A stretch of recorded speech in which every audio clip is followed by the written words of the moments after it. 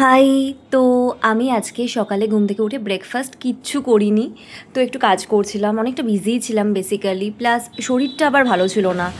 তো যাই হোক, আমার হঠাৎ করে ইচ্ছে করলো একটু ফ্রুটস খেতে, কারণ এত গরম, ফ্রুটসটাই বেটার শরীরের পক্ষে। তো একটু তালশাঁস ছাড়িয়ে তালশাঁস খেলাম, আর এই গরমে তালশাঁস খাবো না সেটা কী করে হয়। আর আমাদের বাড়িতে তো বাবার ডেলি তালশাঁস আনে, আমার ভীষণ পছন্দ একটা ফ্রুটস।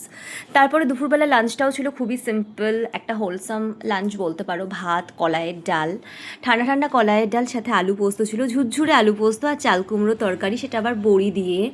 তো গরমের দিনে এই টাইপের খাবার ভালোই লাগে, তবে আলু পোস্ত যেটা একটু জলজলা টাইপের হয় সেটাও খুব ভালো লাগে। আর কলাইয়ের ডাল থাকলে এই টাইপের আলু পোস্ত বেশ ভালো লাগে, তোমরা বানিয়ে খেতে পারো, এটা আমাদের বাড়িতে হয়।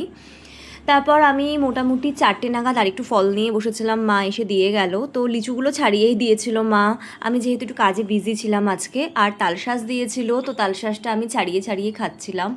আর ভর্তি জল ছিল, মানে আমি তালশাঁস লিচু যতবার আমাকে তুমি দিনে দেবে আমি খেতে রাজি আছি। তারপর বিকেলবেলায় চা খেয়েছিলাম, তখন আর ভিডিও করা হয়নি।